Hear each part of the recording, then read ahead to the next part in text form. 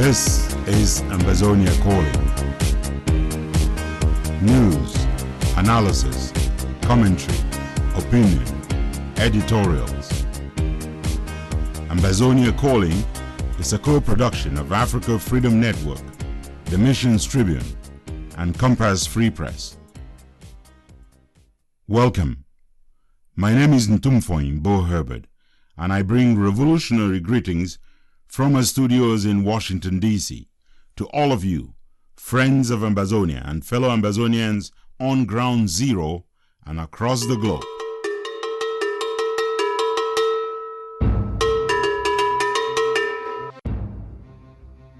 The United Nations is threatening to stop humanitarian assistance to Ambazonia because of attacks on her convoys. I am Innocent Chia. Instead of focusing on chasing the colonialists out of Ambazonia, some of our people are busy chasing ghosts. This is Willibrod Ade. Ambazonians are digging a grave on resurrection morning. This is Lambert Mbom. Relying on the wisdom of King Solomon, Ambazonians can determine who is putting Ambazonia first over their personal or group gain. This is Tanya Jude Agua Ozugen. He says he's a specialist in negotiations, but he does not have a leg on which to stand. This is Veronique Vertimfeng. Allow Ambazonia citizens to tell their own story. They wear the shoe, they know where it pinches. This is the monk. Who wants a proliferation of warlords, self-made or self-appointed despots in Ambazonia?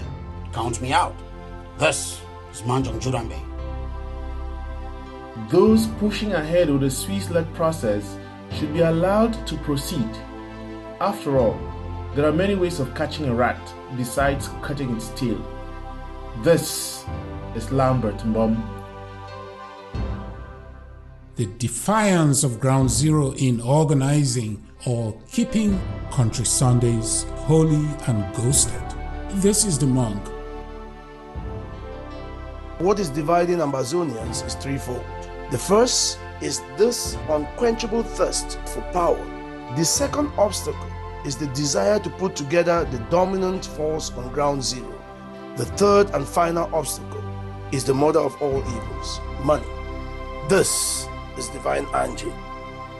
This is edition 068 of Ambazonia Calling, coming to you this 3rd day of November, 2019. Freedom is coming. Freedom is coming. Freedom is coming. Oh yes, I'm free. It is a new month. The month of November 2019 is here. No time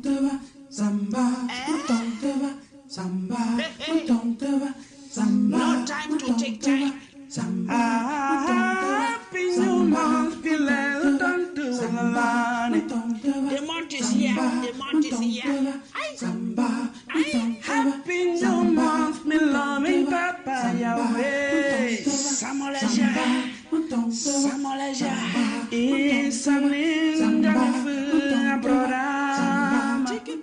This is the month when we are invited to pray for our brothers and sisters who have preceded us into heavenly paradise. This is also the month 37 years ago when a monster came to power in next door La République du Cameroun. For making me to see this day. Wine come for life, Benambo. Baba, Samoleja, Mon Dieu, merci. Tu m'as jamais abandonné. Today, Wame, time, deliver us, oh Lord, deliver. The enormously talented T-Sunday getting us going for this Sunday. Succeeding with a revolution takes a lot of wisdom. Tanya Jude Agua Ozugen has got an editorial for this week. He says, there is a King Solomon sleeping in every Ambazonian. Wake him up and take over your revolution. The wisdom of King Solomon is legendary. One of the most popular stories about King Solomon applies to Ambazonia today. It is a story of the two women disputing ownership of the child. In the night, this woman's child died because she lay upon it. Wherefore, she removed my son from beside me while I slept and laid her dead child against my bosom. She lies. I do not lie. The woman who lost her son switched him with the son of the other woman and claimed the living one as hers. But when I looked at the child in my arms, I knew it was not the son that I did bear. It was her own child and none other. The living child is mine. The dead is yours. The dead is yours, the living mine. When the matter came before King Solomon, the king, in order to break the claim and counter-claims being made by the two women, called on one of his guards to draw his sword and divide the child into two, giving one half to each of the two women. Divide the child into two parts. Give half to the one woman, half to the other. The true mother proved her maternity over the living son through the love of rejecting that her son be divided, preferring that the woman laying false claim over him should have him rather than he be killed. Oh no! If it must be, give the child to her, that it may not be slain. Divide it. It should be neither hers nor mine. Take your son, mother, for he is surely yours. May the Lord God Jehovah praise and bless you. Would rather have surrendered him to another than to see him harmed. The Ambazonian, unfortunately, does not have a King Solomon to resolve our many disputes, claims, and counterclaims. And take this woman hence, and administer to her punishment to fit her perjury. She lies! She lies! It's not right! The child is mine! Mine! Every day, relying on the wisdom of King Solomon, Ambazonians can determine who is putting Ambazonia first over their personal or group gain. There are those today who have said instead of allowing anyone to succeed with the Swiss-led process, that it is best for them to crash the whole thing so no one benefits. It should not be hard for Ambazonians to tell who is putting Ambazonia first and who is putting homeland last. Then there is, indeed, a situation of two mothers, one dead child and one living child. It is the story of the IG group. One of the mothers has opted and effectively divided the child rather than see the child live. Ambazonians can be King Solomon all on their own, and when they fully assume that role, their revolution will do so much better. This is Tanya Jude Agua Ozugen for Ambazonia calling. What do you want them from us? Must I suffer? Come out for our country. Come out. I say this one a danger because some people no go ever chop this jangi. Come out, who be you? Who be you? Poverty, who be you? Come out, come for life. Who be you? Who be you? Come out, who be you? Who be you? Corruption. It was another hectic week for Ambazonia, and Innocent Cheers got the first part of a news summary for the week. President Donald Trump has announced the termination of U.S.-Cameroon bilateral relations over the African Growth and Opportunity Act, AGOA. In a statement to the U.S. Congress Thursday, October 31st, President Trump stated as follows, quote, "I am taking this step because I have determined that the government of Cameroon currently engages in gross violations of internationally recognized human rights, contravening the eligibility requirements of Section 104 of the AGOA. Despite intensive engagement between the United States and the government of Cameroon, Cameroon has failed to address concerns regarding persistent human rights violations being committed by Cameroonian security forces. These violations include extrajudicial killings, arbitrary and unlawful detention, and torture. Accordingly, I intend to terminate the designation of Cameroon as a beneficiary sub-Saharan African country under the AGOA as of January 1, 2020. I will continue to assess whether the government of Cameroon engages in gross violations of internationally recognized human rights in accordance with the AGOA eligibility requirements." End quote. Cameroon's Minister of Communications and Government spokesman René Sadi unsurprisingly characterized the decision as unfair and undeserving. Observers and political pundits across the board are noting that President Trump's move is a harbinger of more drastic sanctions to come against Cameroon. Former Ambassador Herman Cohen, who has shown a lot of interest on the crisis in the Cameroons, was among the first to tweet on the subject, noting that, quote, by removing Cameroon's duty-free access to U.S. markets under AGOA, President Trump has sent a signal to Biya that increased pressure will be applied if a negotiated settlement to the insurgency in the Anglophone regions is not reached soon. End quote. Abdul Karim Ali has been freed. The freedom fighter, the one and only Comrade Abdul Karim, the voice of the voiceless, has been released by the criminal terrorist junta of Paul Biya in Yaoundé. The renowned Muslim scholar of the Bible and unrepentant Ambazonian activist was precipitously ordered out of confinement Friday, November 1st, less than 48 hours after the Swiss ambassador to Cameroon paid a visit to Paul Biya, Cameroon's octogenarian president of nearly 4 decades. Pietro Lazzarini, the Swiss ambassador to Cameroon, is a familiar personality within the corridors of the Unity Palace. Reliable sources have confirmed that the American, Canadian, and English diplomatic missions also brought a lot of pressure to bear, in addition to the footwork of Abdul Karim's family.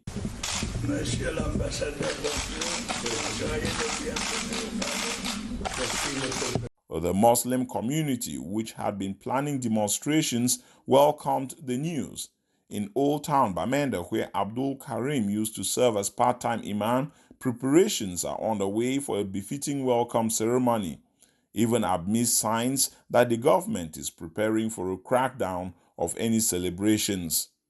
Meantime, global leaders of Catholics and Protestant Christians who joined with their Muslim brethren in a peculiar moment of ecumenical oneness to decry the abduction and detention of Abdul Karim Ali have greeted the gesture, even though a close source reveals that the Vatican was unhappy that their pressure originally yielded only half the fruit. We remember that after Abdul Karim was abducted and detained, a Catholic father was also arrested by Yaoundé. He was released within 24 hours following pressure from the hierarchy of the church. Upon his release, Abdul Karim expressed gratitude to those who prayed for him while he was in the dungeons of colonial Cameroon. According to a social media communication, Abdul Karim in Yaoundé through most of the upcoming week in order to meet and thank diplomatic agencies that facilitated his release, as well as to continue his outreach on behalf of Mother Ambazonia, and especially with regard to the international supported mediation process led by the Swiss in partnership with Humanitarian Dialogue, HD. We had the opportunity to discuss about our bilateral relations, the role of Switzerland in promoting peace and negotiation in the framework of the crisis in the northwest and the southwest. Switzerland will continue his engagement. Delegates are set and counting down to a roundtable conference on the Cameroons organized by the United States Institute for Peace, USAPE. The Thursday, November 7th conference, convened to start at 11 a.m. through 1 p.m., will bring together very high-level personalities in the American government who are working on Africa and Cameroon in particular. Credible sources say to expect, among others, the U.S. Deputy Secretary of State for African Affairs, Tibor Nagy. Participants ought to have signed up for seats over 2 weeks ago. The University of Boston will, for 2 days, November 8th and 9th, beginning at 10 a.m. each day, hold a 2-day conference exclusively on the Cameroons, featuring a cross-section of Ambazonian group leaders, even those with questionable positions vis-a-vis Ambazonian independence like Dr. Neba Fontem and John Ba Akuro. You are listening to Ambazonia Calling, your space for educated news analysis, informed opinions and commentary towards the recognition of a free, independent Ambazonia. I am Innocent Chia. Stay with us. What Cameroon has done to us, I want you never to forget. The pain they have brought to this generation, I want you never to forget.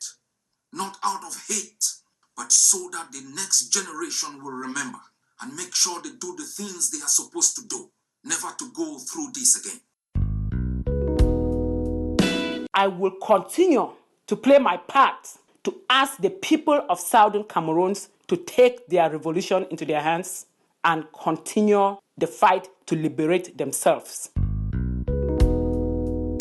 I'm sorry to say, because of France's policies in Africa, in French Africa, the state of La République du Cameroon do not have any pressure on them to find a way to resolve this issue, because they are always thinking that no matter what happens, France will always be there to give them coverage.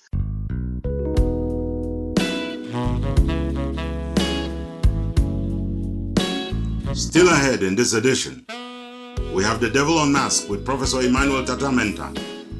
We have a winner of the Nyamfuka of the Week. And we are not done until you have heard our letter to Joshua. So stay tuned, kick back, relax, and enjoy Ambazonia Calling.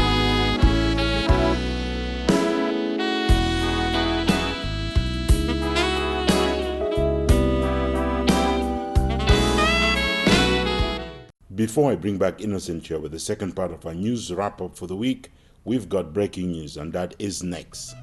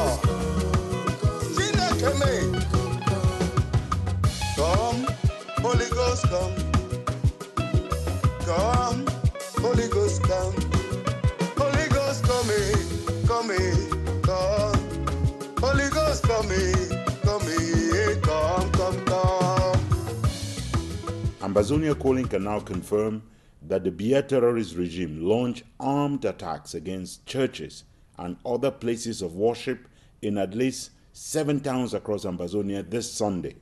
No fewer than 30 people have been killed in the raids, including many Christians and 2 pastors that have been injured. The attacks at these churches were indiscriminate.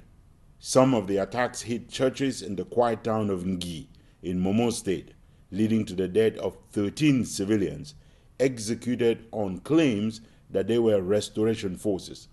Dozens of young people, mostly boys, were arrested and are currently in the process of deportation to Yaoundé via Bamenda. This was ongoing Sunday as we got into studio to record Ambazonia Calling. In Ikata Muyuka in Fako State, 8 restoration forces, including General Wazuzu, along with 5 civilians, were massacred when Biya terrorist forces opened fire indiscriminately as Sunday service got underway at Ikata Church. The colonial forces had mingled into the crowd of churchgoers and picked out the 8 members of restoration forces who were in attendance. The Ambazonian restoration forces had dropped their weapons upon entering the church and were not a threat to anyone at the time when they were picked out from the congregation and executed point-blank style. Details of other attacks and church massacres which occurred outside Mbiame in Bui State and in Wum in Menchum State remain fuzzy for now, but we will work on those details and publish them online, or we'll bring them back to you in our next edition. Father, anyone who is behind the killings in the nation of Cameroon, Father, kill that person.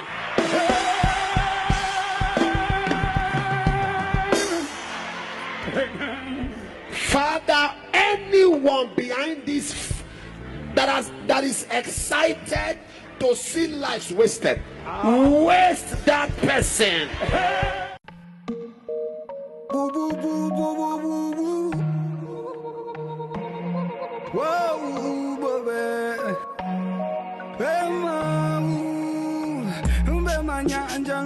makvan. My me boy na bama.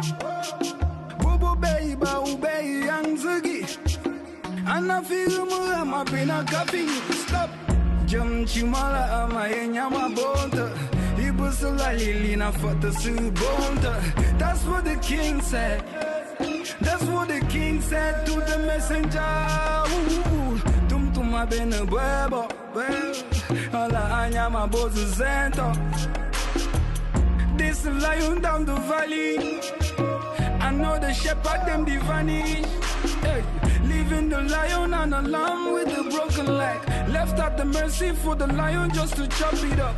She got her back against the wall. She had to fight. She had to fight for her life. She had to stand. She couldn't die without the fight. Whoa, whoa, whoa, whoa, whoa, whoa, whoa. Yeah. Let me say something more. We already knew that the Biya regime was committing genocide in Ambazonia. That has not changed. In fact, the scale of the war crimes being committed with total impunity by the colonizers, that scale has just multiplied with these church massacres.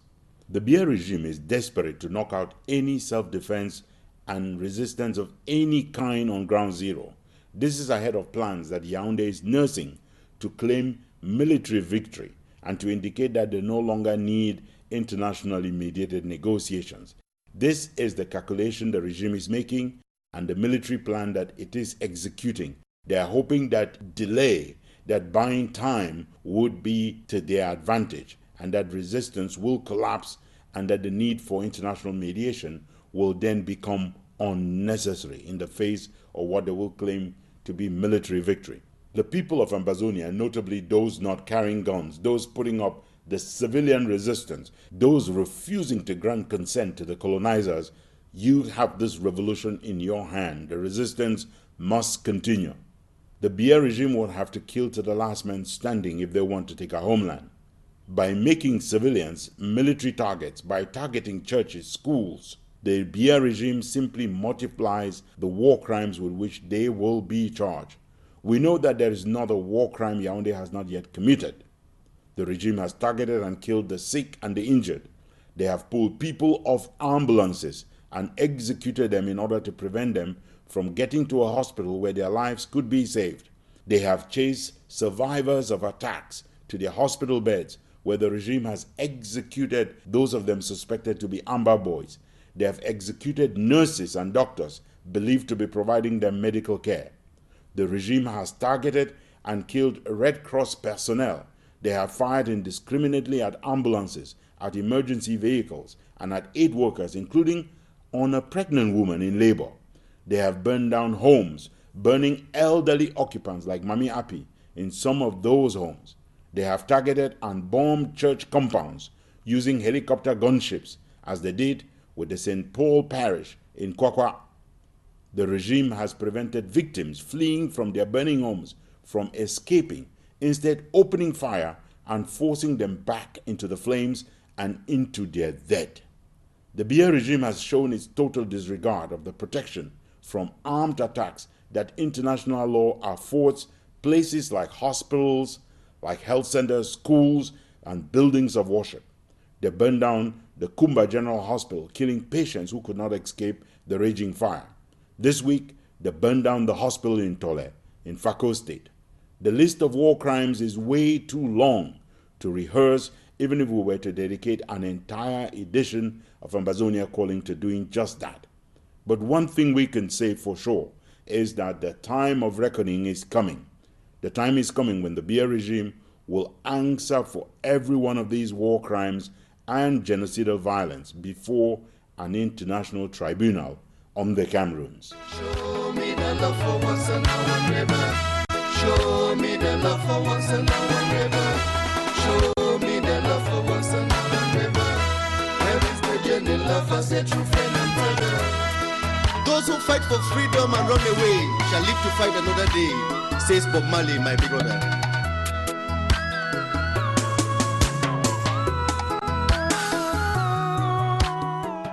Innocent Cheers back. He's got the second part of our news wrap-up for the week. The United Nations is threatening to stop humanitarian assistance to Ambazonia because of incessant and persistent attacks on her convoys, particularly in the northern zone. Sources report that a notorious gang led by a certain Paddy that used to be based in Komboyo State and since moved out to the Bafut-Bambili area has been blacklisted and may face the International Criminal Court for failing to comply even after the humanitarian convoy identified itself. Another source familiar with the events, however, reports that while the notorious gang did pull over the humanitarian convoy, they only asked for financial help and promised there would be no trouble if they were given the assistance. According to our source, one UN truck was withheld and the workers let go. They promised to come back with about 150,000 CFA, but they went to the governor and things then went out of control. Whatever the case at Ambazonia Calling, we continue to plead on our valiant forces to comply to international law and facilitate access for humanitarian aid workers. Students at the University of Bamenda experienced intense gunfire just outside of the university campus midweek. Online video shows that it was too close for comfort as visibly scared students were ducking under their desks, many others lying prostrate on classroom floors. Reports say kidnappings are on a steep rise in major towns across Ambazonia. Rampant kidnapping and demanding ransoms, going to people's homes and demanding money 2 times a day, 4 times a day, 5 times a week. Some even go to somebody's shop and demand, and then the other group is in the house. And what do they say? They say that the group that came in the morning is not the right group. We are the right group. 2 days, another group. No, the group that came was a fake group. We are the right group. Some will go to. There was one young man in Bamenda selling bikes. They'll go to bike and just take one and disappear. And then another group comes. That group that came was a thief. We are the right group. Give us support, please. We should stop this nonsense. Observers fear that the goodwill fought and earned by real Amber boys may be getting shot in the foot by the kidnappers who are hurting the extremely important relationship between Amber guerrilla fighters and the population.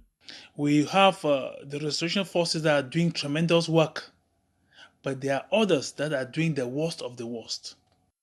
Don't molest one of us. Don't kidnap anybody. Don't kidnap anybody and ask for ransom.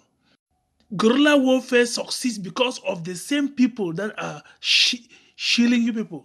8 Amber boys who were allegedly stopping trucks on the Ibadan-Bamenda Road, otherwise known as the Manfe-Bamenda Road, have died reportedly from infighting. Sources are unclear what prompted the fighting, but suspicions are that greed may have led to the fighting among themselves. Chris Ano and Oliver, his brother, the field marshal of the Red Dragons, are on the naughty list of the 7 Katars of Bafut. In a communication to Chris Ano and his brother, 7 Katars of Bafut warned them against taking credit for things that they are not responsible for. In essence, the message is about celebrating victories together, not owning victories that they have no clue about. Finally, today is my last day, hallelujah. It was the last day in office this week for the former AU ambassador to the Americas, Miss Arikana Chihombori Kwa. May we, the Africans, teach you what human rights means. Yes. Let's teach you what civility means. Yes. And let us remind you that we, the black people, are the only race that has never exploited anybody. Yes. And yet we are the most exploited race on earth. Yes. We are saying, as a united front of the African diaspora, we're sick and tired of being sick and tired. She was fired from her position 3 weeks ago, many believe, at the behest of France. France can no longer take 500 billion out of Africa, year in and year out. No more. Paris has taken unkindly to her bold calls for France to end the looting of an estimated $500 billion from Africa every year. So you go from France having trillions of your own money, now you begin to owe them for borrowing your own money. During a rally with supporters on her last day, the former ambassador announced that she was not going to be stopped by the firing from office.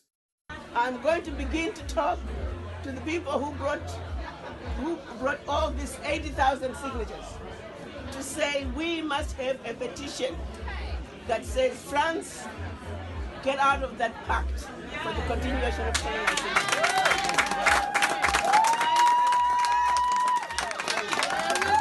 France can no longer continue to just bully the Africans into giving you our money. Her defiance now goes with her outside of the timid diplomatic circles into the world, where she has launched a campaign denouncing France's continued colonial exploitation of Africa. Hear it from the horse's own mouth. We need to have 1 million signatures, and we are going to approach the United Nations. We're going to go to the human rights and say, what the hell is this? How can the world allow this carnage to continue in this day and age? France, get out of Africa. Enough is enough. Enough is enough. Yeah! And the work continues. Yes. Innocent Chia, Ambazonia Calling.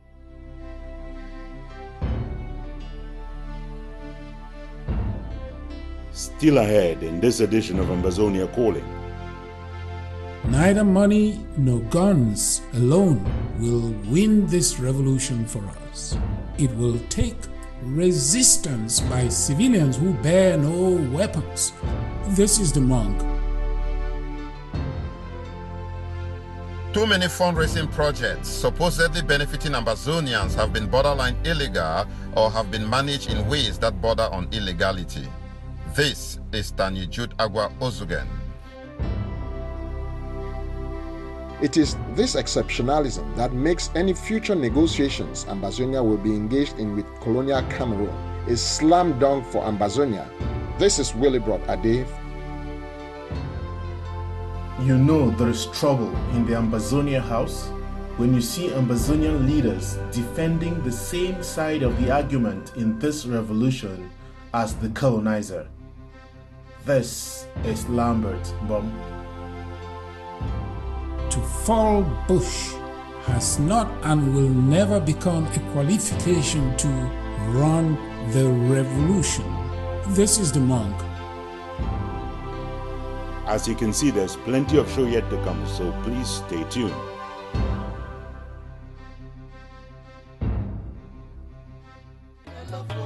A bullet kills a human being, but can never kill justice from generation to generation.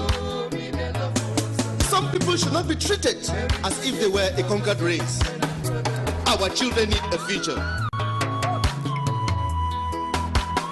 We need negotiations and not manipulations. The international community has rallied around an initiative under the auspices of Switzerland, and they are asking the Ambazonian people and the colonizers in La République du Cameroun to come to a table of negotiation. And that deal has divided the Ambazonian child between those who say take advantage of the bird in hand and those who say 1,000 in the bush are worth 1 in the hand. Here's Lambert Bum. It is hard not to admit that one side has something concrete to offer the Ambazonian people, while the other offers tough talk and the invitation for them to just wait for a better offer in some unknown future. Swiss skeptics know they have nothing to offer right now. They hope for something in the future, but other countries like Palestine have been waiting for something better for 71 years already, and nothing has come yet. Both sides should be free to work on their various plans without the hatred out there and without one side seeking so desperately to sabotage the other. If the Swiss naysayers are right and are able to produce a better deal under God alone knows who, Ambazonians should embrace that better deal if it appears. Otherwise, those pushing ahead with the Swiss-led process should be allowed to proceed. After all, there are many ways of catching a rat besides cutting its tail. The sickening thing in the whole Wahala is that many people are simply apprehensive because the cheerleaders of the Swiss-led process are not leaders and or organizations they cherish. Ague of Sea supporters, for example, would be on board if Choayaba were to have been involved, and the consortium would not be so opposed if John Ba Okuro were on board. Some of the recriminations may be substantive, but the needle is lost in the haystack once naysayers keep bringing up new issues to justify opposition, even when it is clear that they cannot and will not galvanize the same international actors behind another process while the Swiss process is still alive, which speaks to why they are so desperate to kill it. Some have even openly vowed to crash it and have suggested that those supportive of it be physically eliminated. Haters are so bent on killing the Swiss-led initiative that they are even saying the same prayer to God. They are praying for Paul Biya to reject that process so that those supporting it can be shown as having failed. You know there's trouble in the Ambazonian house when you see Ambazonian leaders defending the same side of the argument in this revolution as the colonizer. When you hear Ambazonian leaders offering the colonizer reason to flee from the table of negotiations. So, granting the Swiss process drowns, why would another country want to take up the Ambazonian issue?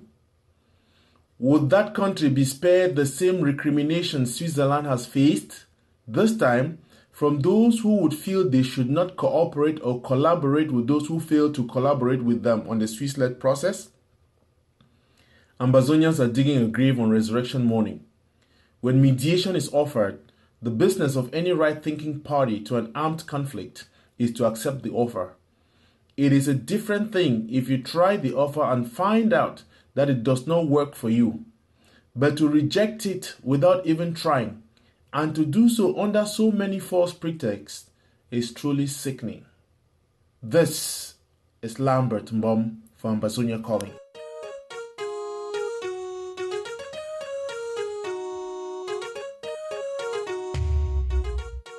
We have got a real estate deal made in heaven. If you are pre-qualified and are interested in a single family home in the Silver Spring area, contact ambercalling@yahoo.com. Write to ambercalling@yahoo.com. Only serious prospective buyers are welcome. This is Ambazonia Calling. We have received two very important requests from our listeners, both of which we need to meet. The first is a request that we include fewer Pidgin English language segments on the show. This is coming from our international audience, those of you who do not understand Pidgin English language. That is perfectly understandable. And then there is the demand from Ambazonians predominantly who want to see us include the Pidgin English language segment, Big Mob Corner. We think we're capable of answering positively to both requests. So here's what we're going to do. Number one, we're going to limit the Pidgin English language segments. We cannot entirely kill them. Pidgin English just brings some flower to the English language, especially for the people of Ambazonia. We can help that. And we will obviously meet the demand that the people of Ambazonia are making for the Pidgin English language segment. I think it will be a new program completely. That is a promise. It's not for tomorrow, but that definitely is a promise you can take to the bank. We'll work hard on putting together an entire program in Pidgin English language. So start looking forward to that. That means on this edition and henceforth, we will keep Big Mob Corner for the Pidgin English language segment that we will roll out, hopefully very soon.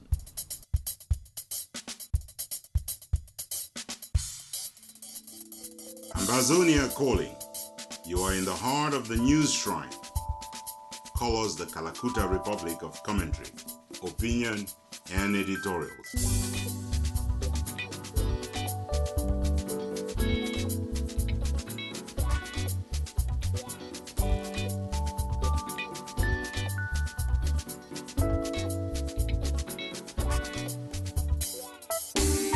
We ran two papers already in this edition on the wisdom of Solomon and the fact that the Ambazonian child is being divided by the hawks fighting over one path or the other.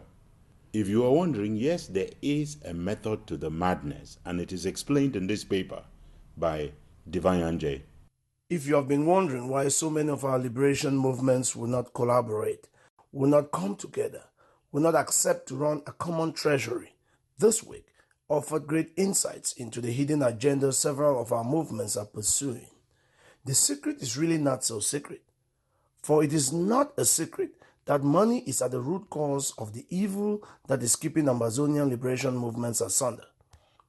The frenzy is all about raising money for one specific group and keeping the funds to just that one specific group. Why share the funding to help every movement, especially help every self-defense unit on ground zero, make progress, whereas being selfish allows the groups to keep so much more for themselves? This disease that has contaminated the entire diaspora across 6 continents has now spread like a pandemic into ground zero as well. That is what accounts for some of the horror stories of kidnappings for ransom. It is all about making money and keeping the dough raised for one specific group.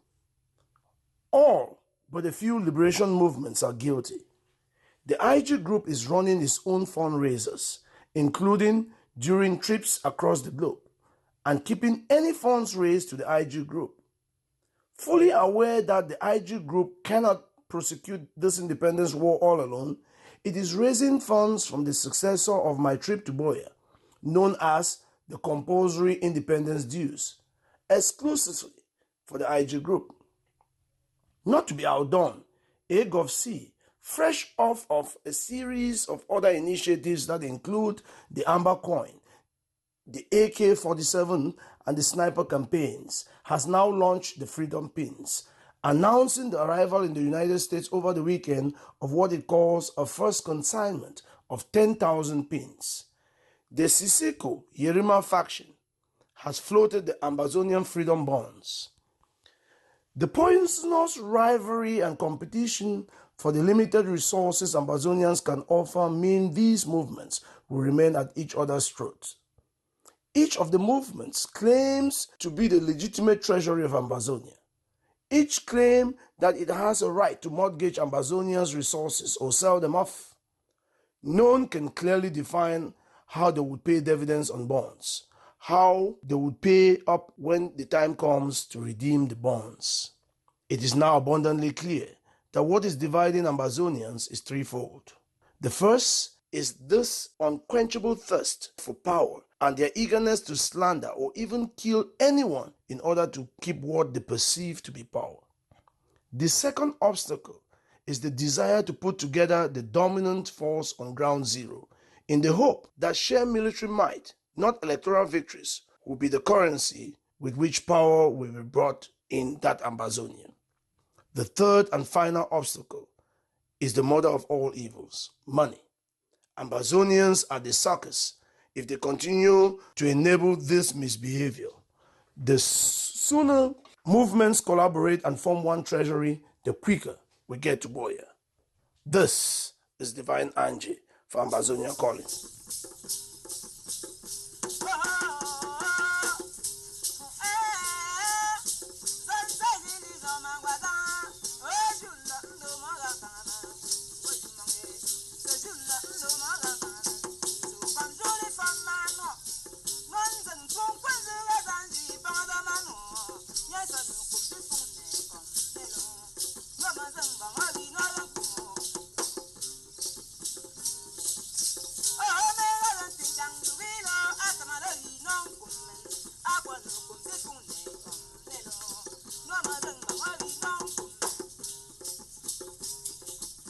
I think it's no longer a secret for Ambazonians the fighting that's going on and why it is happening and why money, power and other things are at the core, not this revolution. Well, here's Tanya Jude Agua-Ozugen explaining that some of it borders on the criminal, the illegal. Some Ambazonian liberation movements have shown a surprising appetite for running schemes that glaringly border on financial crimes, pay the United States law. This is not new. Too many fundraising projects supposedly benefiting Ambazonia have been borderline illegal or have been managed in ways that border on illegality. Insidious trappings of these questionable practices could be discerned early, in the days of Scapac being proclaimed the treasury of Ambazonia. Later we learned, to our greatest chagrin, but not the horror of all, that some set up a backdoor channel to intercept and steal funds using the webmaster. Then came Follyhawk, to whom Skakov scandalously surrendered and mortgaged all the resources of Ambazonia. If you are wondering how far they went, no, they borrowed a leaf from the D. Francs Oblige French Cameroon to sign in 1959. You have to worry what it means that the My Trip to Buea campaign was run out of a 501c3 organization, given that audits of both My Trip to Buea and Scapac have unveiled financial wrongdoing.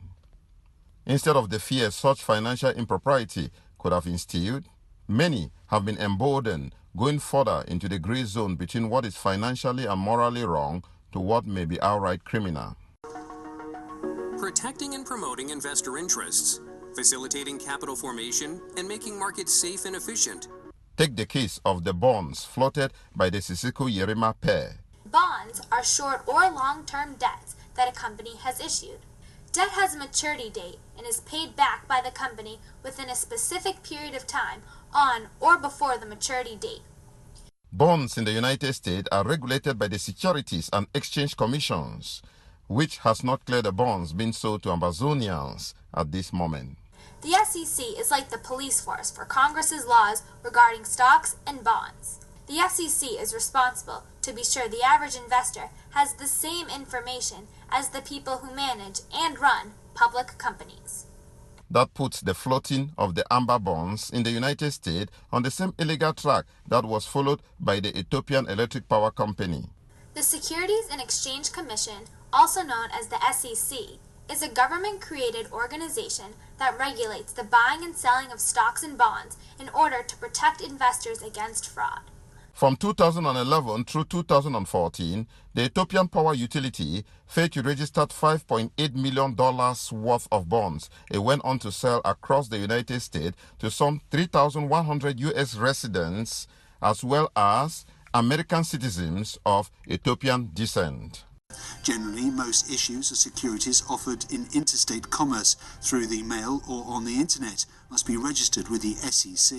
The power utility had to pay $6.5 million, almost $1 million more than it raised in fines in order to avoid charges. The Division of Enforcement investigates securities law violations and initiates civil and criminal actions.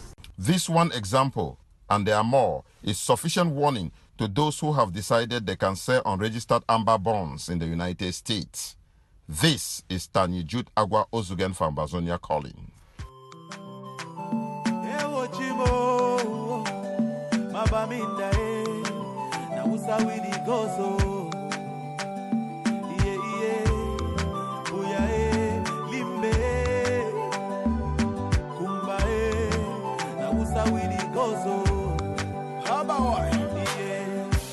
Something is killing me slowly, and I'm feeling so lonely. But this thing I must to talk, All my people, they for bush, and our children are they go for school, but nobody fit to talk, We get to plenty, so many things where we really want to complain to you. See these people where they kill us, not the people where they got for protect me, Our children, they for prison. Our leaders, they for prison. Now they calling for dialogue. Now who and who go talk, That's why we pray to God. Heal our land, heal our land, heal our land. Cause all our people are dying, and our mothers are crying. Heal our land, heal our land, heal our land. Cause all our children are dying, and our mothers are crying. But I don't know what's up, at all, This war is bigger, and one man no fit put a stop, So make we put them all together, I see plenty people don't die, and the house when a burn, I saw the people they need so far. Everybody running helter skelter, the children they suffer, there is no food and shelter. Our children down the suffer, while the leaders living la vida loca.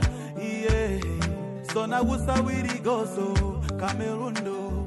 We get to plenty, so many things where we really want to complain to you.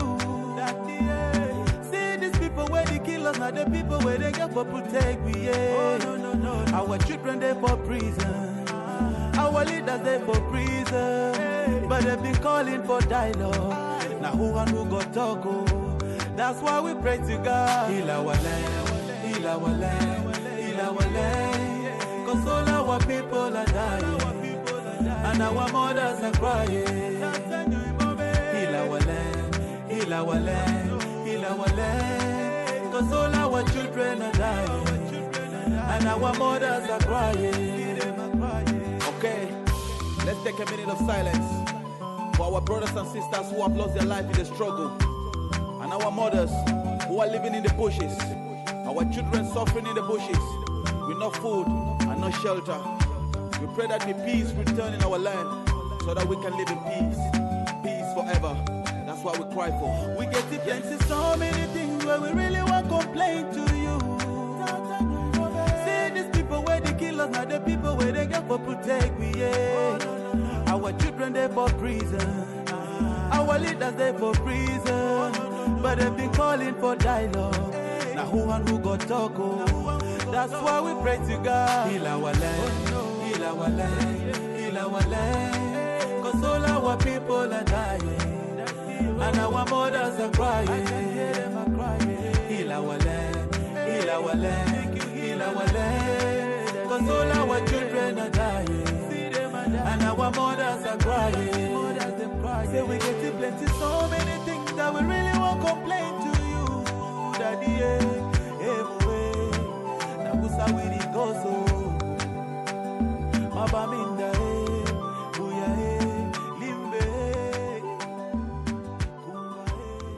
I have got the monk from Ibali Kumato coming up with a two-part paper here. He begins with one that connects to the last paper we just heard.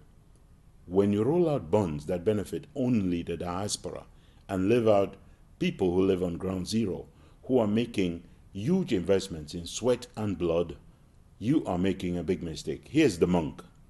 There is no funding from the diaspora, no matter the weight and value of the dollar, the pound sterling, the euro, or the German mark, that surpasses the funding ground zero-based citizens have provided through the sacrifice of Country Sunday, lost income on account of the war, and their contributions in cash and kind, sometimes paid as ransom, as unacceptable as that is, to the revolution.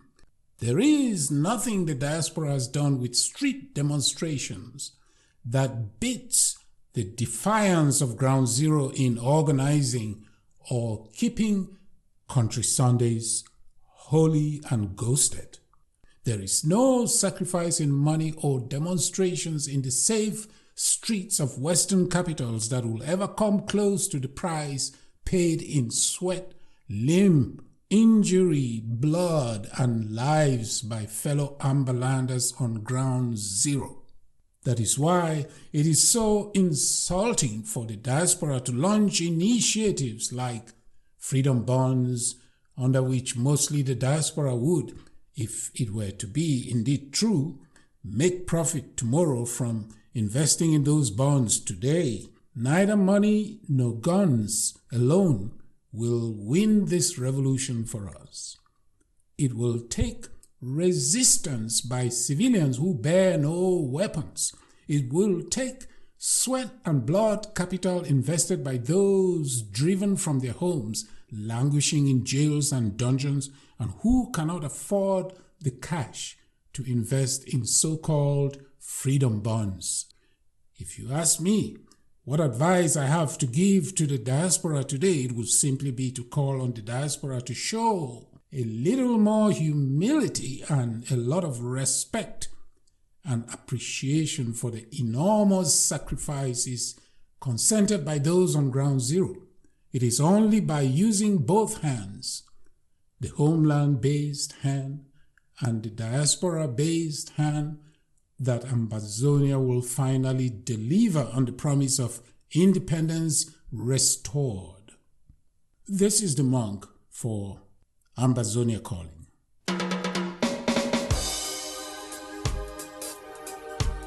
Freedom Records. Yo, sometimes I wonder why life changes some people's plans. La République have always wanted to leave us in chains, so we will live like slaves. Unfortunately for them, nature is changing the direction of their plans. Amen. They have decided to Mauritania, they have been in Chad, they have been in Congo-Brazzaville, and now they have spent more than 55 years trying to hold our people as slaves. We are begging France that don't let us take this war, this struggle into your own country. Please tell Mr. Biya to just let us go in peace. Life is not easy. Some people they can play, them no get feeling. Them be one make I freeze it. In jail bed, Papa God set me free. Moving out of my homeland, I promise to come back and give my people free land. Moving out of my homeland, I promise to come back and give my people freedom. I'm back in my homeland. I did tell them, mama say, make them know the cry again. I'm now in my homeland. I did tell my people say, make we stand for one nation. This Babylon must go down, because all of them are evil. La République must leave our land. All them do is deceive people. We don't want this atrocity to rule in our nation. Bobby and no say don't need it for our land. We don't want this atrocity to rule in our nation. And now to the second part of that paper. The success of this revolution has been the chemistry between Ground Zero and diaspora. Some of it is beginning to dissipate out of hatred, out of the divisions that are built in the diaspora that have transferred to Ground Zero. The monk from Ebalikumato is warning to fall bush is not a qualification to run the revolution. Nothing is more sickening in this revolution than what our people would call the sheer oversabi shown by the Ambazonians in the diaspora. Whereas everyone agrees that it is impossible to lead the pro-independence movement from Ground Zero without the leadership based therein exposing itself to abduction, deportation, and even extrajudicial execution, the manner in which the diaspora runs affairs dictates what passes for laws, decrees, and executive orders in this revolution has more than a majority on Ground Zero and closer to home places like Ground One, irritated at best. The simple truth, and one worth reminding the diaspora about, is that to fall bush has not and will never become a qualification to run the revolution. The diaspora can and must find creative ways of showing more appreciation of the sacrifice and leadership this revolution is offered, often silently, but no less devotedly, from Ground Zero. There is nothing in the political leadership provided from the diaspora that surpasses the quality of leadership provided by homeland-based Amberlanders like Abdul Karim Ali and Justice Aya Paul Abine. There is no leadership on the military or self-defense side coming from the diaspora, including from the many so-called commanders-in-chief based in the diaspora, that surpasses the leadership provided by those the diaspora would like to present as flat-foot soldiers on Ground Zero. If anything, the civilian leadership provided by the diaspora would be full of praise for the military leadership provided by the likes of the late General Ivo Mba, General Seven Qatar, General R.K., and of the Field Marshal, who so far have taken orders from civilians. This is the monk for Ambazonia Calling. Give me signal. They didn't enter me for body. Marshal for Amazonia. I don't come again. Give up.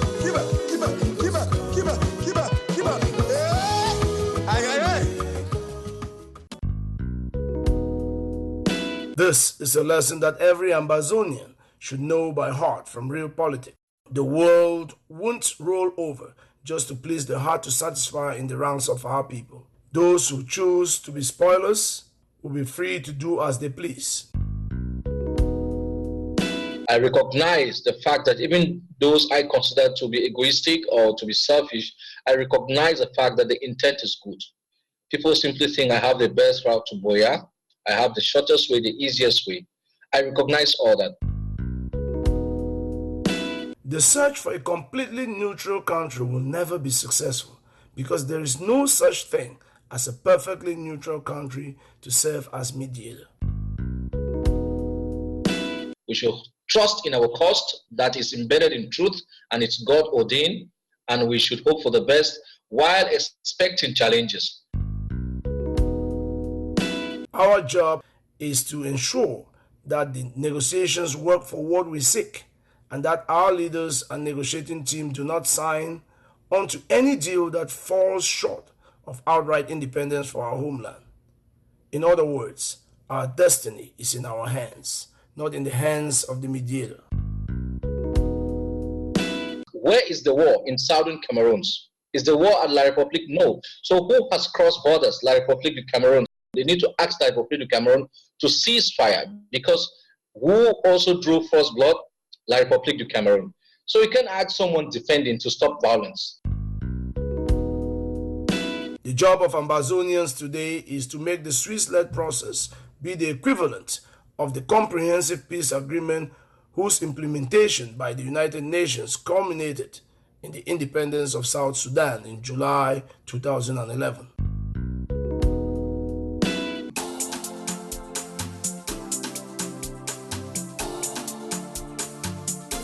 Drum roll, please.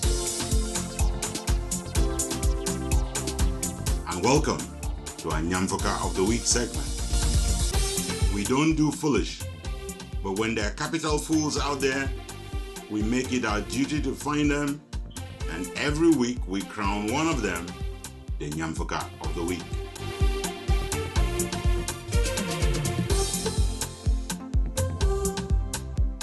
Veronique Vetumfe is here. She's got our rundown of the kings and queens of foolish for this week.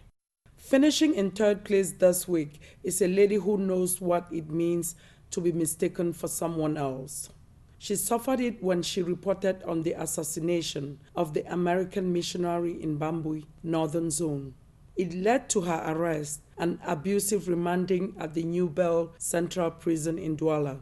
So, for Mimi Mefo, who now works for the German broadcaster Deutsche Welle, she should know better than anyone else to mix up Ambazonians with anything Cameroonian.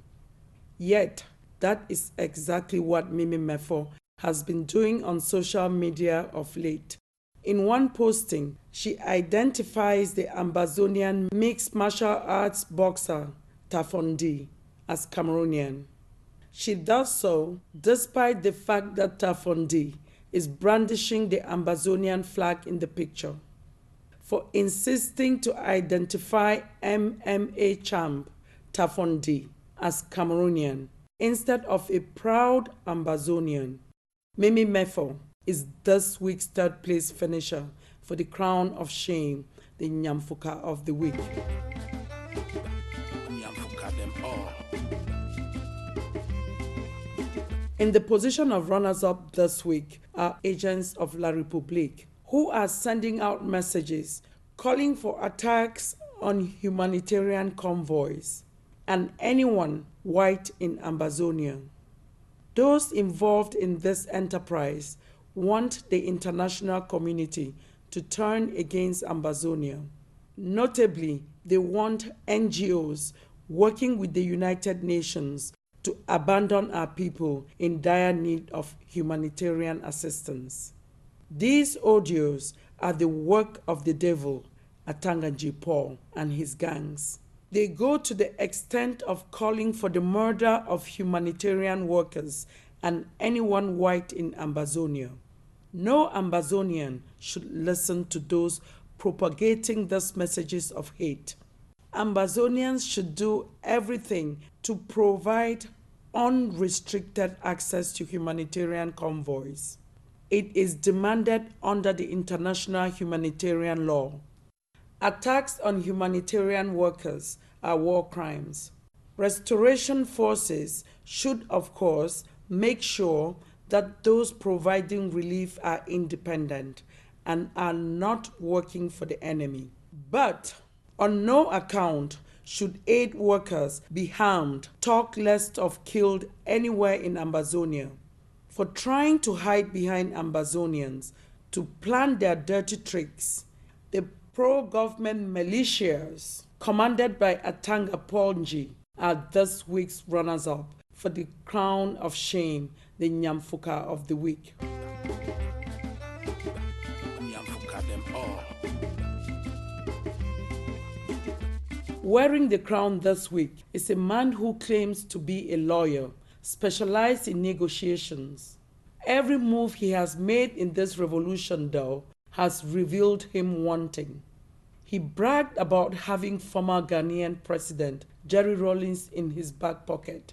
Then he told anyone who wanted to listen that he had the Chief Minister of Security of India ready to provide weapons for Ambazonia. And 3 weeks ago, he claimed to have sealed a deal with former American diplomat Ambassador Herman Cohen.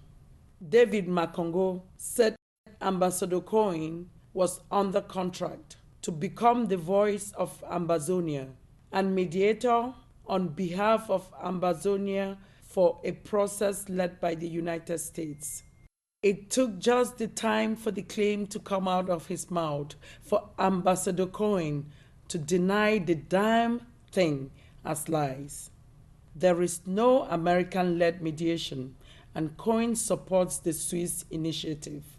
You would have expected the specialist in negotiations to show us how well he had negotiated the deal with Cohen. Instead, David Makongo showed he had no leg to stand on. This week, the same fellow lifted himself from the dust of shame to go after the Swiss-led process. Even before checking if David Makongo ever resigned and has stopped working for the youths of Paul Biya, as he did in his days at the University of Boya, David Makongo is this week's winner of the crown of shame, the Nyamfuka of the week. Nyamfuka them all. This is Veronique Vetimfe for Ambazonia Calling.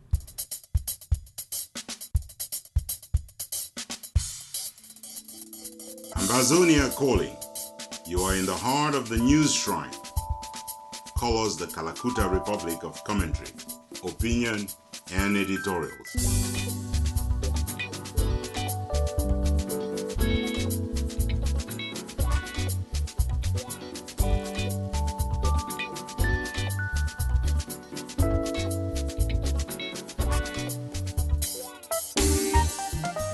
There was a time, it now seems like a long, long time ago, when the logic and the slogan of this revolution was the force of argument, not the argument of force. Today, many want you to believe that until we can make the argument of force, we are weak. Innocent Chair is here to debunk all of that. It is hard, if not impossible, to miss out on the chest-pounding and defiance by those who are crying at the same time that they are underdogs in the fight against La République du Cameroon, yet stating that if they are currently not superdogs, they will become superdogs before you blink your eye. Their catchphrase, epitomized by Dr. Lucas Cho Ayaba, is that you cannot negotiate from a position of weakness. It sounds good and motivational, doesn't it? Except in this case, it is one of those statements that the late Bate Bisong Bibi would have characterized as loud-sounding nothing. Why? Ask yourself a simple question.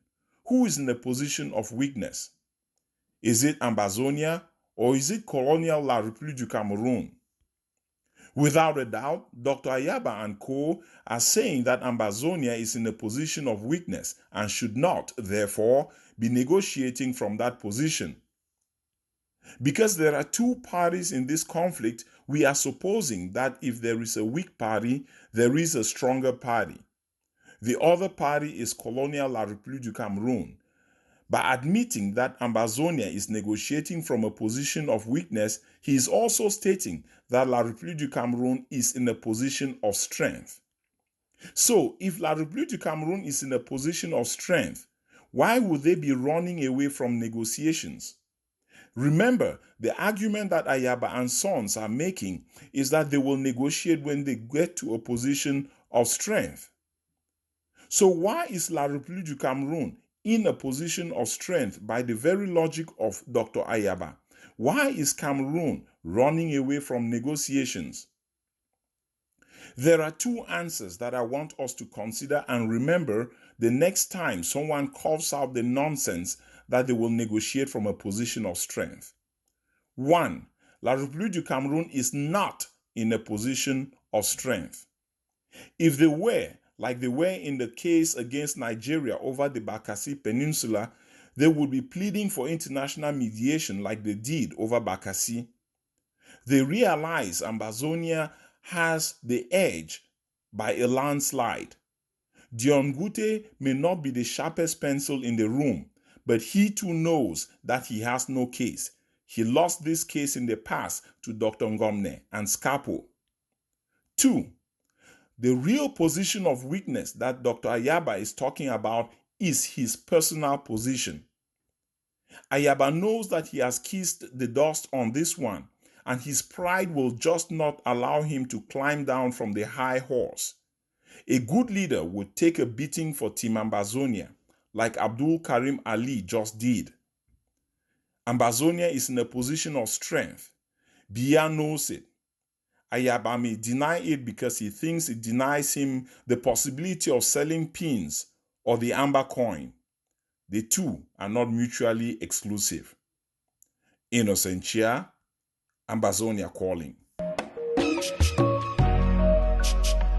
Another place.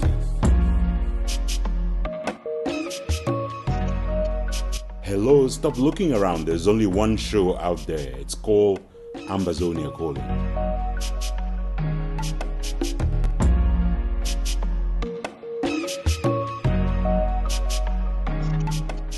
Anyone who lives or has studied anything about the United States knows of the American exceptionalism. What they refer to is to the unique things that apply to the United States more than anyone else. Now, there is an Ambazonian exceptionalism, and it applies to the issues of negotiation, mediation, and the resolution of this conflict. Here's Willie Bradade. Most territories that have previously sought independence and gone on to secure international sovereignty were seceding, meaning effectively breaking away from an existing country and carving out completely new boundaries not previously established or recognized under any international treaties. This is not the case for southern Cameroon's aka Ambazonia, which has recognized borders under international treaties. To make matters worse for the French and colonial Cameroon, who seek to maintain Ambazonia under colonial domination, Southern Cameroon was a Class B United Nations trusteeship territory, declared ready for independence by the United Nations and allowed to hold an independence plebiscite, followed by a United Nations General Assembly resolution recognizing the outcome of that plebiscite.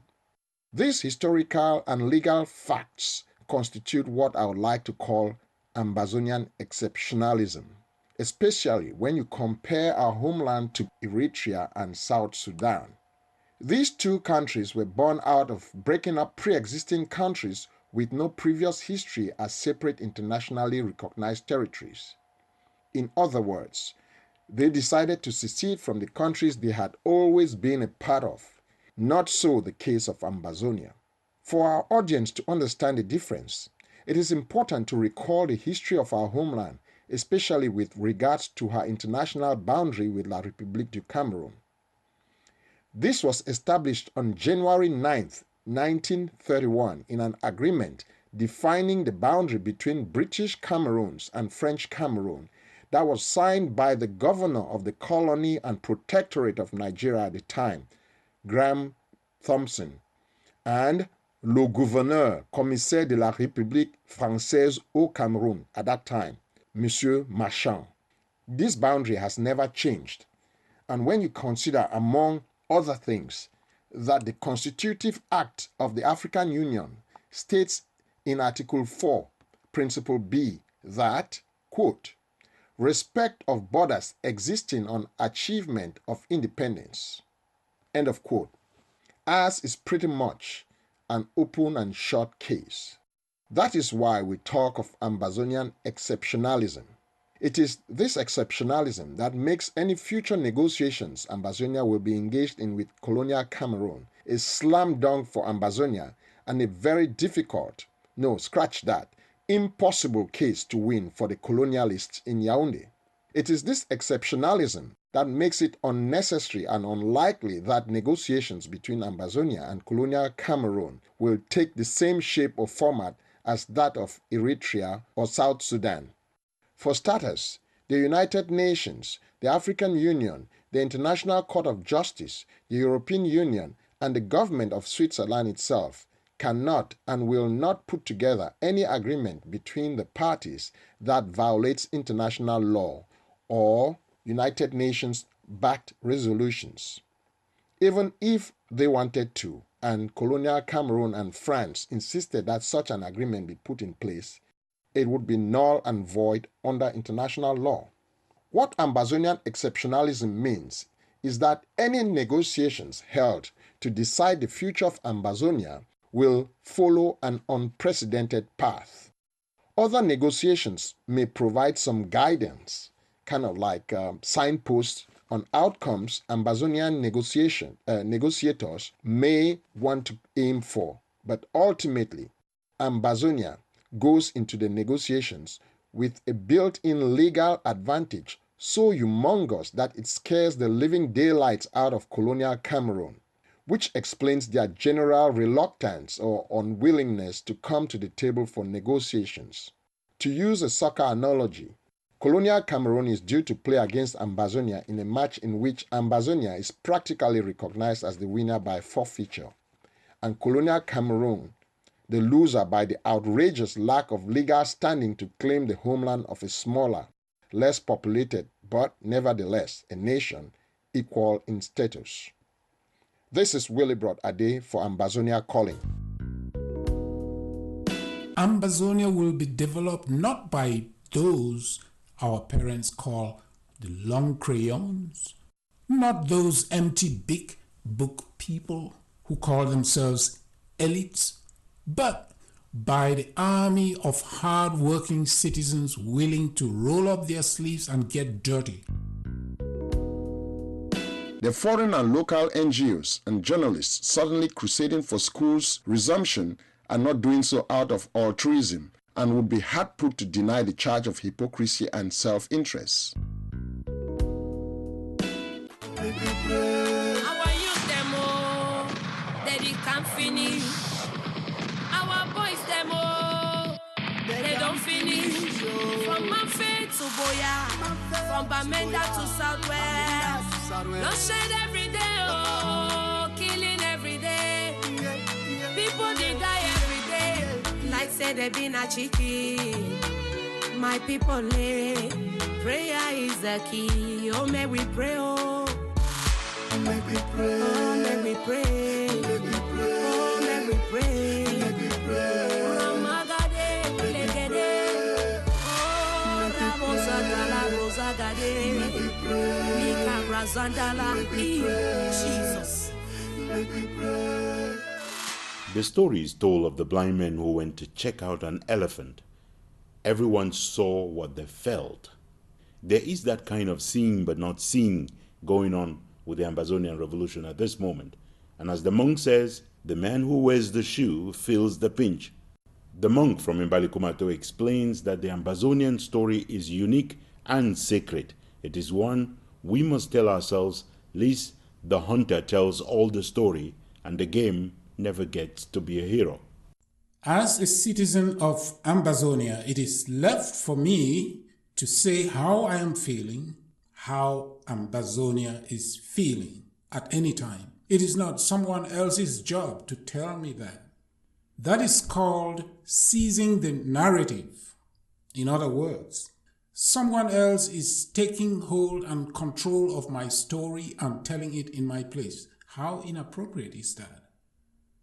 How many times as a citizen of Ambazonia have you read a news headline calling Ambazonia citizens terrorists, separatists, secessionists, and you say to yourself, where did these people come from with these names for my people?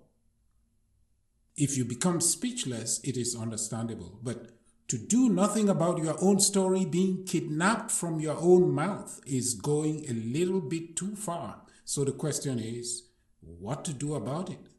It is a difficult job, made more difficult by a situation where even Ambazonia citizens are falling for the same scheme, taking the Ambazonia story and putting a twist that bends it in the direction of self-promotion for intents and purposes that are at best dubious.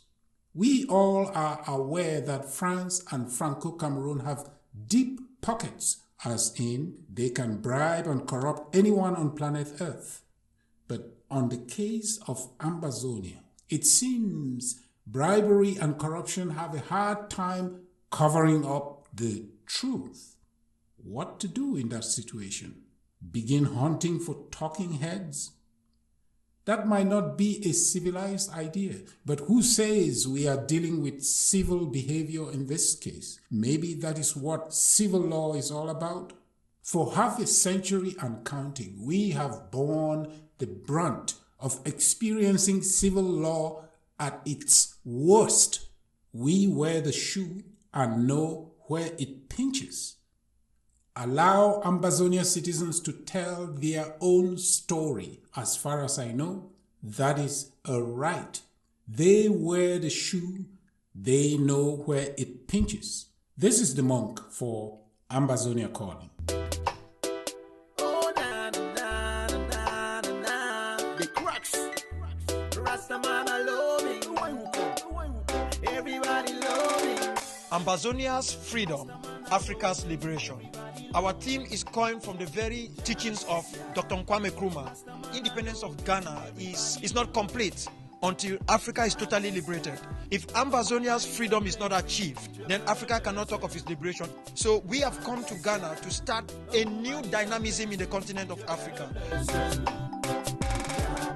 And this Nigerian artist speaks for all of us in repudiating xenophobia in South Africa. If you're killing me, and then I'll kill you. Two wrongs cannot make it right. They say two heads are better than one. It doesn't work when they are dead. It pain me as they killing my people. South Africans killing my people. If I follow, I see they pain me for my dough. I swear it go bad. But xenophobia is not what we need.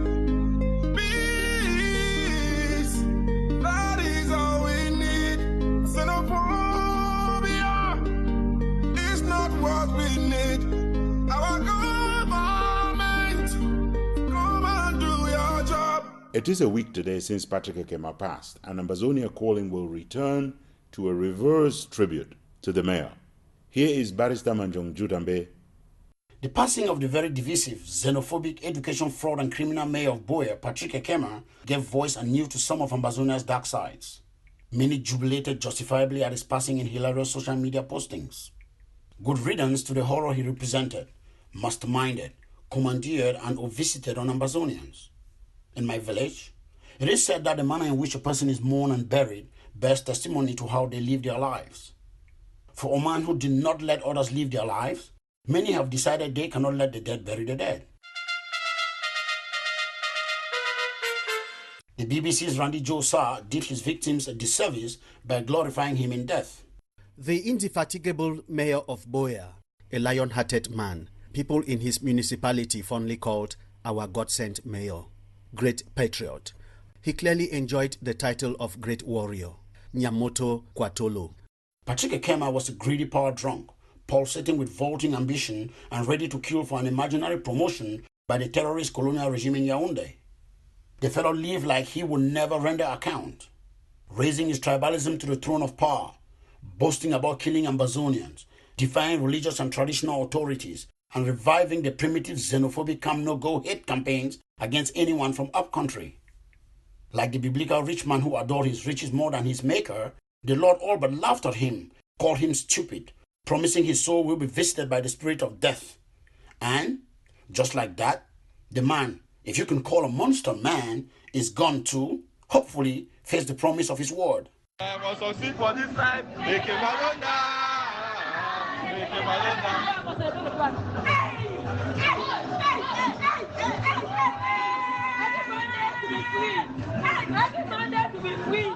I hope the words I speak are harsh, because I do not want to suffer sugarcoating the bitter truth.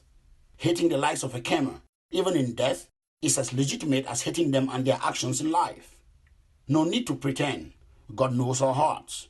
It is as if Bia's death were to bring a tear to good men's eyes. But never give up. Make him alone die. Make him alone die. But never give up. Make him alone die. Make him alone die. Our people say, money man die, money man bury him. On this one, it is wicked man dies, wicked man mourn him. That notwithstanding, even a wicked Ekema deserves to have his remains committed to the termites in every civilized society. And the laws of war are clear about respect for and provision of burial for the dead.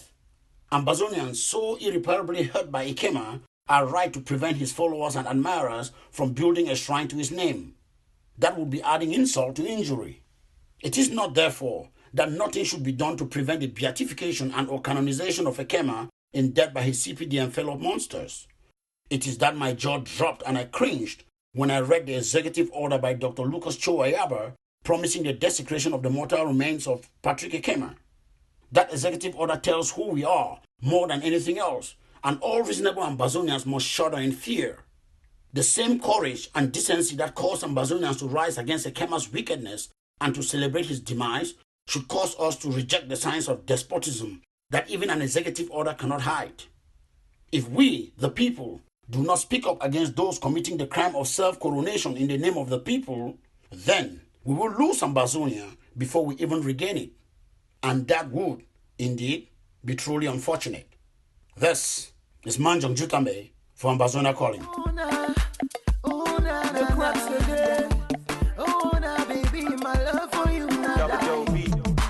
Baby girl, I say with you, I'm just surprised.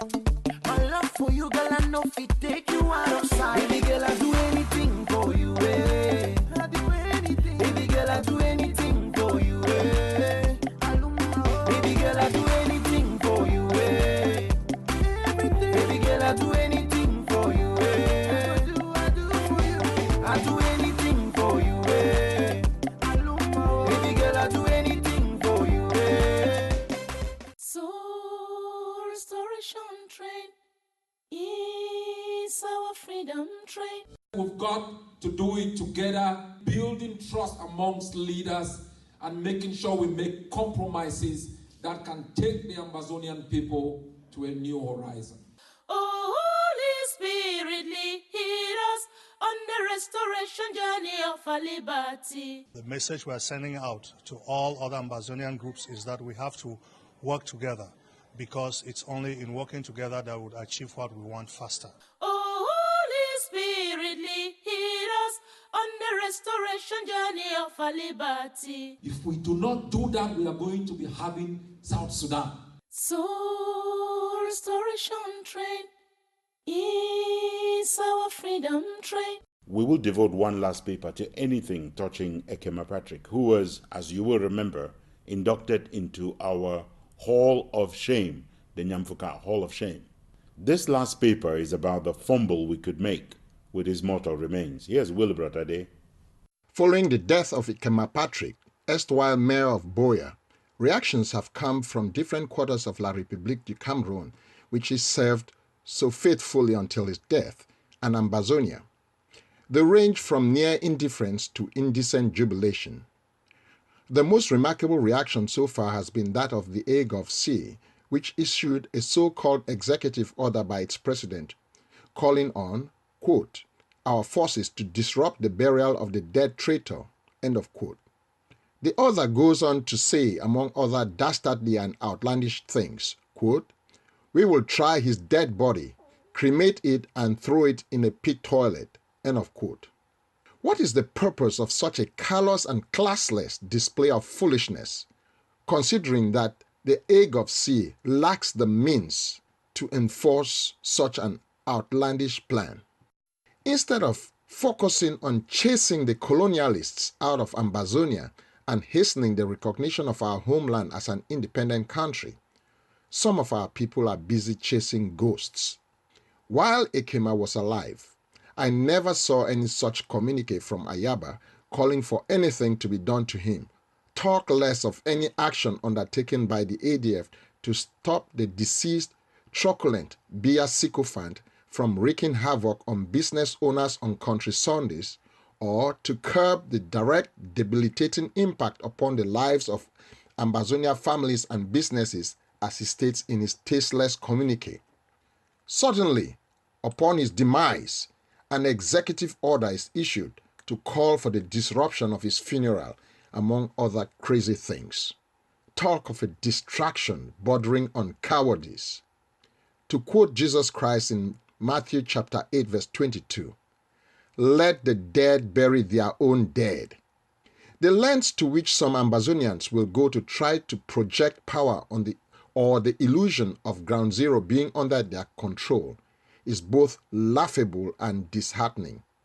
The sooner we grow out of these childish displays of political jockeying, the faster we are going to forge the necessary unity of purpose that the Ambazonian recognition quest requires. This is Willibrod Ade for Ambazonia Calling.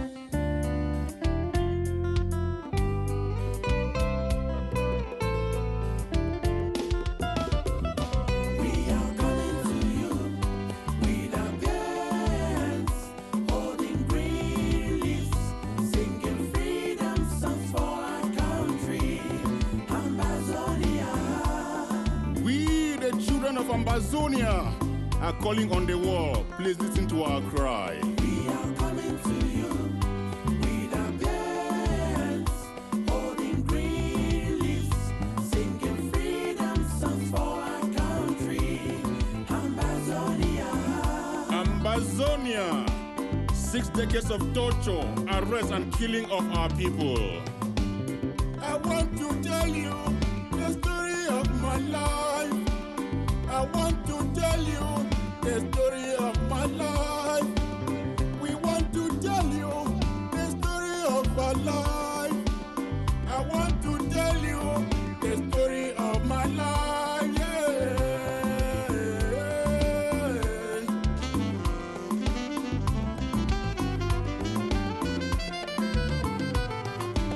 Was born an Ambazonian, will live an Ambazonian.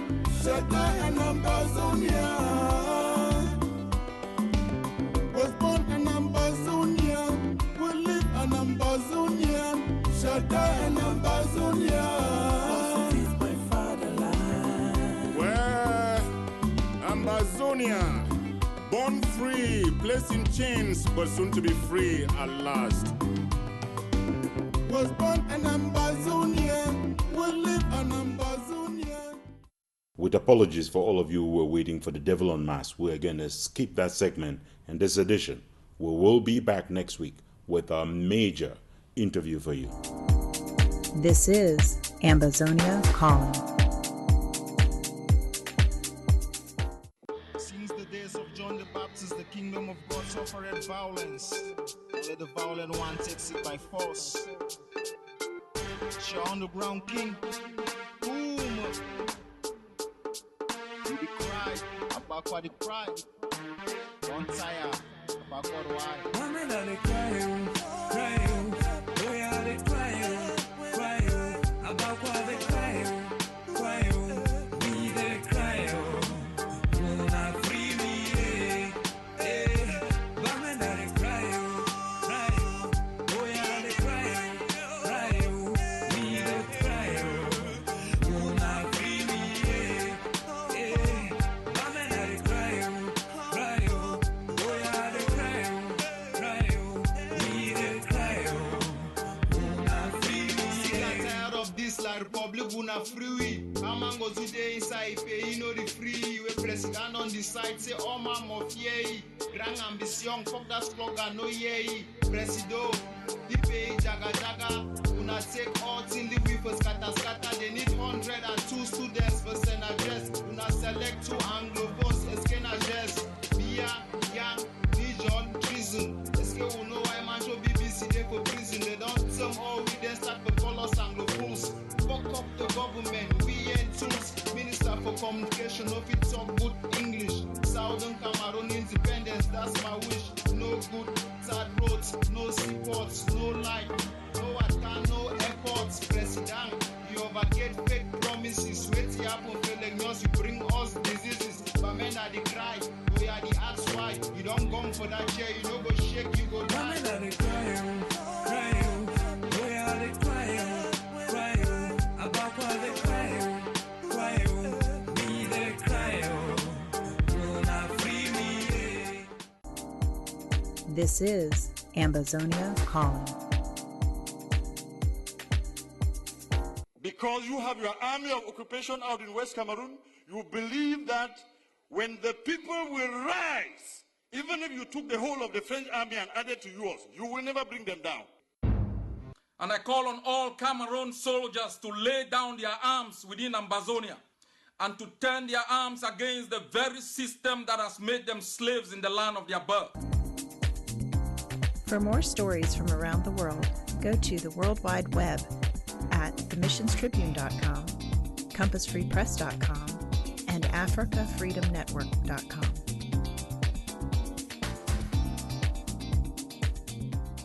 Here is our letter to Joshua.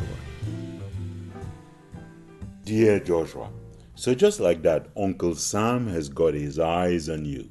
Military aid cut off, trade aid now cut off, no loans, no grants, no investment, and endless accusations for targeted killings, for extrajudicial executions, for mass arrest, deportation, and incarceration, in dungeons and in prisons where torture is regular. That's a long list. And that's before you get to the list coming from the International Criminal Court. Even for Nkunkuma, that's a lot of baggage to carry. You have learned every bad thing. You are doing everything by the genocide book. Now you've gone on to the church massacres. Holy smoke. There's no stopping you. You've got to get to the 4 walls of the ICC before you're stopped.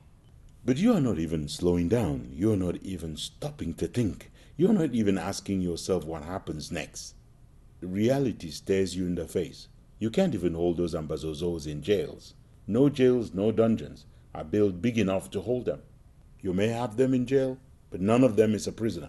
Every one of them is free, and the revolution they lead thrives, it prospers, it moves on, it carries on.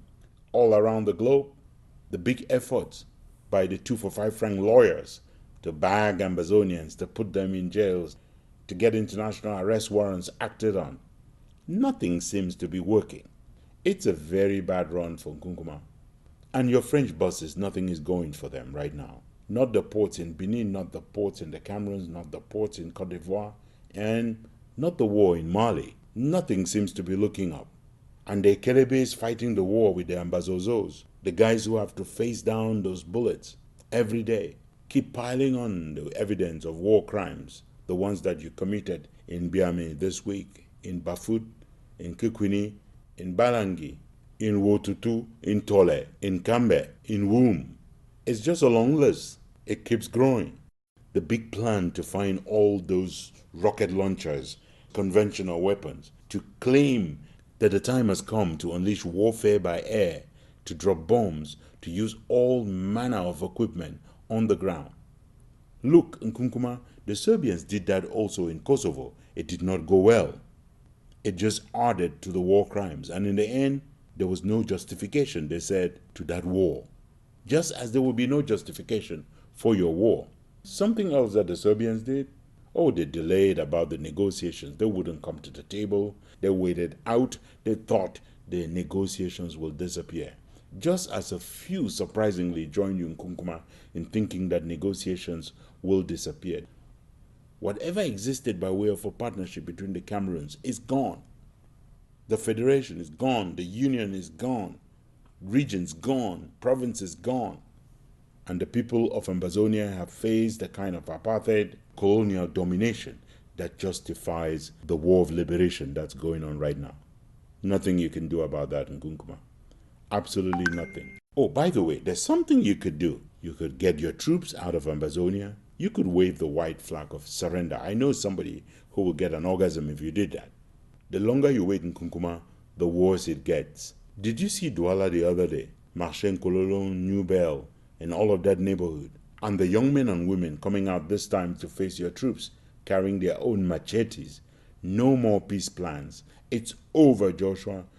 Even down in the south, in Bulufang Republic, they had to ban the MRC and its demonstrations, plus the ones that were holding in Gola at the Mamadou Mahijo Stadium.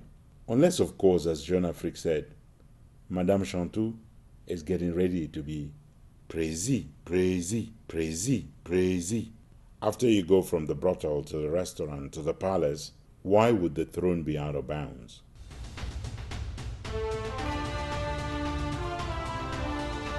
From our studios here in Washington, D.C., our producer is Jeff McCoy. Our music today is from Ken Wanaku, the monk from Balikumato, William Ford, and Ambassador of Blessed Memory, Eric Matisse, on the web at soundimage.org, and Prince Ajua Alemanji of Ajam Sonic Kitron, USA. Ambazonia Calling is a joint production of Africa Freedom Network, the Missions Tribune, and Compass Free Press. You can find us on the web at www.themissionstribune.com, www.compassfreepress.com, and www.africafreedomnetwork.com. Next Sunday is another day. Until then, keep the spirit, keep the faith, keep up the fight for justice and independence for Ambazonia. Stay Amba strong.